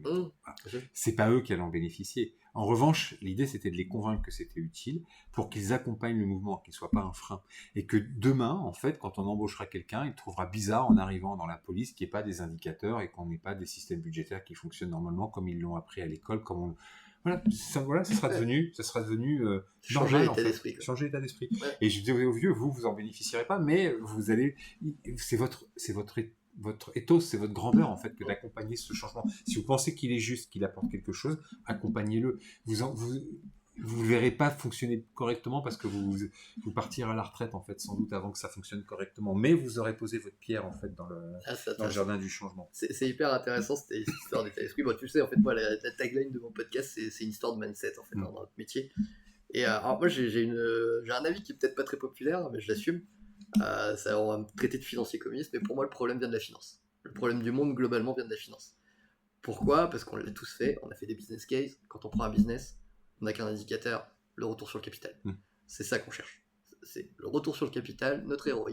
On vise ça et on ne vise rien d'autre. Et c'est à cause de nous qu'on en est arrivé là. C'est-à-dire que le monde s'est financiarisé. Nous, on a quand même du poids, quand même dans les décisions globalement. Il y a très peu de boîtes où la finance n'a pas de poids parce que les actionnaires de toute façon veulent du retour sur le capital. Et nous, on est là pour pousser dans ce sens-là. On est, tu vois, on parle de manager de la performance. On n'est pas manager du bien-être de la société, un manager de la performance.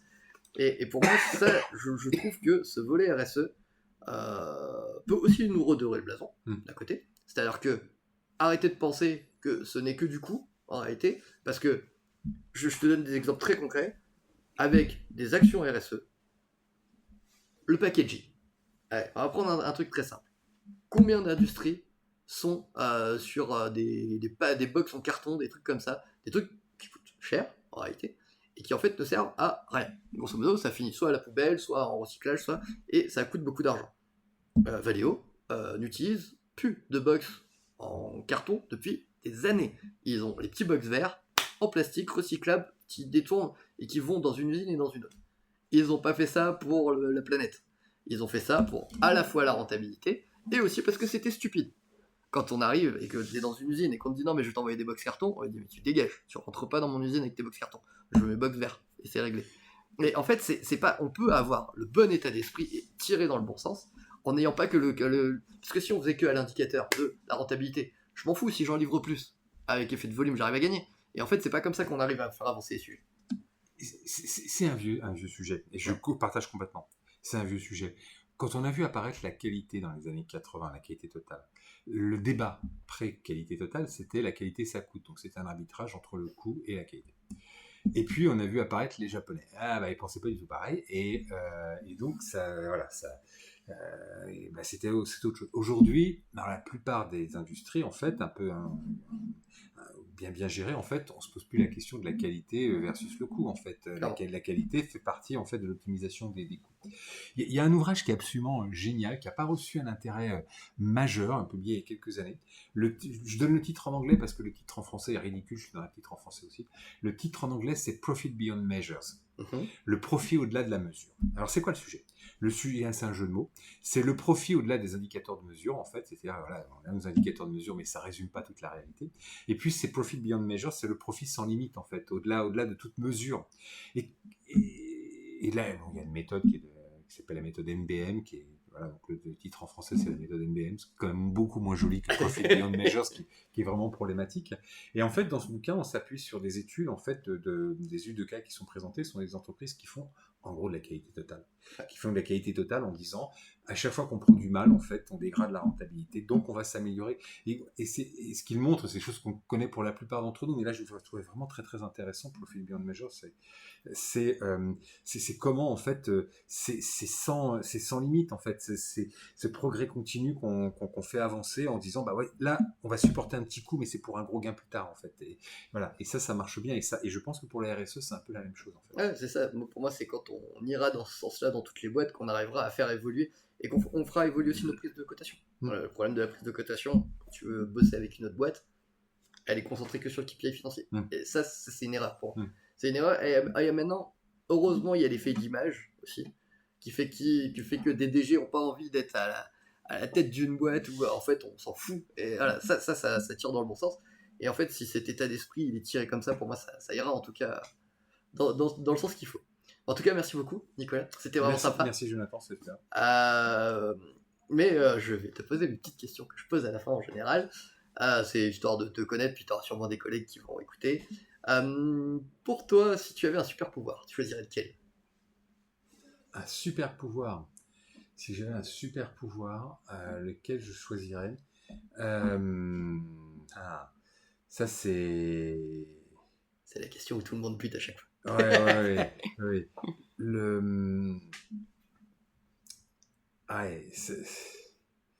C'est pas facile. Moi, ce qui m'intéresse, en fait, c'est d'arriver à à placer des gens en fait sur des trajectoires en fait. Ouais. Et ça, je trouve, ça m'arrive régulièrement de recroiser des anciens étudiants en fait, et je suis souvent très impressionné en fait par leur trajectoire. Et si je devais avoir un super pouvoir, ça serait cette capacité de diagnostic en me disant, là j'ai bien vu la trajectoire et j'ai pu lui dire des choses en fait qui allaient l'aider dans sa trajectoire. Un peu lire le futur, quoi. Un peu lire le futur, ouais, c'est ça. Il est customisé par rapport à la personne. Ça c'est toi en fait. Un peu comme je reviens sur pourquoi j'étais prof en fait. Cette prof qui me dit, mais toi ton truc t'es un intello en fait, cherche pas quoi. À la fin, ce qui te fera kiffer in fine, et je pense qu'elle avait, c'est de réfléchir, oui, bah c'est un peu ça effectivement. Moi je regarde des podcasts chiants aujourd'hui parce que ça m'intéresse profondément, voilà. Et ben c'est comme ça, on est dans sa nature, et je trouve qu'elle avait elle a eu avec moi un super pouvoir à ce moment-là. Et donc si je pouvais le généraliser, moi ça m'irait bien, parce que je pense que c'est comme ça qu'on fait le bonheur des gens. Ouais. Ah, c'est clair. Moi, je trouve ça hyper intéressant, c'est sympa comme message. Euh, Qu'est-ce qui t'agace le plus en finance? Le ah oui, si le le la pseudo-exactitude en fait. C'est ces gens qui s'imaginent en fait qu'ils ont le bon chiffre. Ouais. Voilà. Et voilà. Et ça me gonfle en fait à un point, parce que je me dis, c'est la sagesse, c'est pas ça en fait. La sagesse, c'est pas ça. Moi, j'ai eu un chef chez Total qui me disait, bon, sur les chiffres, on fait de la stratégie, hein. On travaillait sur les rapports comptables des boîtes. Il me disait, bon, à $1 milliard près, on est juste. Bah oui. Enfin, c'était prêt avant qu'il y ait eu tous les scandales sur Enron et Elf. Bien évidemment, oui. On peut pas imaginer, voilà, la direction. Commençons par avoir vaguement raison avant d'avoir précisément tort. Ça, c'est Keynes. Ou un autre de mes modèles, c'est Winston Churchill. En fait, je ne crois pas les statistiques, sauf celles que j'ai falsifiées moi-même. Voilà quelqu'un de sage. Voilà quelqu'un de sage. Et il y a des gens qui prennent les chiffres au premier degré. Et ça en finance, là, je me dis, voilà, c'est pas la peine. Ça, c'est un mauvais Ah, je financier. comprends. Et puis de toute façon, c'est le nombre de fois où j'ai entendu des gens me dire, ouais, moi je clôture à J 15, 20.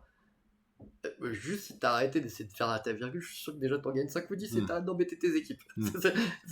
L'exactitude, enfin les gens oublient qu'on est là pour piloter une boîte, on n'est pas là pour faire de la compta. Enfin, la compta c'est expertise comptable, c'est autre chose, c'est un autre métier. Et bon, non, c'est intéressant en tout cas. Et allez, dernière petite question, je t'en posais deux. C'est quoi tes passions? Ah, Ça c'est intéressant pour les gens qui vont t'écouter. alors, j'ai deux En passions. dehors de l'enseignement. Ouais, oui. Non, j'ai deux passions en fait, mais vraiment, la une qui est dans mon bureau là, une qui est là-haut en fait. Je fais du sport en fait, et Ouais. moi, j'aime beaucoup, ça m'oxygène Le l'esprit. Je fais cyclisme. du vélo en fait, Ouais. voilà. Et course à pied, mais le vélo, on voit du paysage en fait. Ouais. J'aime beaucoup. On voit la France en fait, le 200 km le tour de l'Aube avec mes collègues. Enfin voilà, Pas c'est mal. difficile de trouver une boulangerie en fait, donc voilà, on comprend la France à ce moment-là. Moi, je trouve ça génial. Et la deuxième chose, c'est l'histoire en fait. Moi, je suis fanat d'histoire en Ouais. fait, et je sais pas où on va. Donc voilà, l'histoire ne se répète pas, elle bégaye, Karl Marx. Donc essayer de comprendre un peu d'où on vient, ça donne un peu la trajectoire du futur. J'avais rencontré Les un type, comportements passés nous permettent aussi de comprendre les comportements présents. Hein. j'avais passé un petit peu de temps avec Jean-Louis Beffa, qui est l'ancien PDG de Saint-Gobain. Il a dû être PDG pendant une vingtaine d'années, et DG encore avant, de Saint-Gobain. Voilà. Un type absolument remarquable, une personnalité brillantissime. Et on devait intervenir sur une table ronde, et avant la table ronde, on était dans une pièce tous les deux, on discutait. Alors moi, je bois les paroles du grand sage à ce moment-là. Et il me dit un truc que je trouve génial. Il me dit, bon, toutes vos techniques de gestion, là, tout ça, c'est bon. C'est pour les gens qui sont pas très bons. Hein. Il y a deux disciplines qui sont fondamentales, les mathématiques et l'histoire. Les mathématiques pour comprendre l'ordre du monde, après vous calculez les KPI que vous voulez, et l'histoire pour en comprendre les passions et vous articuler des stratégies. Vous ne pouvez pas comprendre la stratégie de Saint-Gobain si vous ne comprenez pas le traité européen de 1830. Quand le mur s'écroule, en fait, c'est ça qui donne la clé de lecture sur là où il faut s'implanter. Ok, C'est intéressant. c'est intéressant, les mathématiques et l'histoire. Voilà, donc moi j'ai les mathématiques. L'histoire, pardon. Et dernière question pour un jeune qui hésite à aller en finance, quel serait le conseil que tu voudrais lui donner? ou quelqu'un qui hésite à rester dans le cursus finance, parce qu'on a aussi des gens qui sont dans l'âge où on se pose des questions. C'est de se connaître lui-même en fait, c'est de faire un travail d'introspection en fait. C'est-à-dire que derrière, il faut pas. Je pense qu'il y a rien de pire. On l'a tous fait, hein, de se faire des films sur qui on est et de faire des choix qui sont pas les bons parce qu'on veut coller une image en fait qui est pas la sienne. C'est comme ces joueurs de tennis en fait. C'est l'école Nick Bollettieri. T'es bon en coup droit, bah tu vas travailler ton coup droit. Le revers, laisse tomber. Ton truc, c'est que sur le coup, il faudra que ton coup droit fait en sorte que personne ne puisse jouer sur ton revers. On va travailler son point fort, on est ce qu'on est, et il faut travailler ça, et puis voilà, et le reste, voilà, c'est pas la peine de trop investir dessus parce qu'on ne corrigera pas complètement. Donc voilà, donc se connaître soi-même, est-ce qu'on est fait pour ça en fait? Est-ce qu'on est fait pour ça? Si on n'est pas fait pour ça, vaut mieux partir. Voilà. Moi j'adore les commerciaux, mais je trouve que c'est génial, j'aimerais bien être un grand commercial. Bon, l'expérience m'a montré que c'est pas la peine. C'est pas la peine, c'est pas la peine. Non mais c'est intéressant, et puis et ça va contre le système scolaire où on nous demande d'être bon partout en réalité.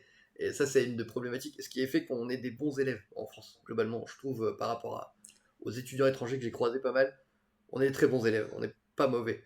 Par contre, on n'est pas super fort dans certains points. Et on n'a pas. Tu vois, les Américains, par exemple, ont cette capacité orale parce qu'à partir du moment où ils sont bons dessus, ils appuient dessus comme des tarés pendant toute leur scolarité.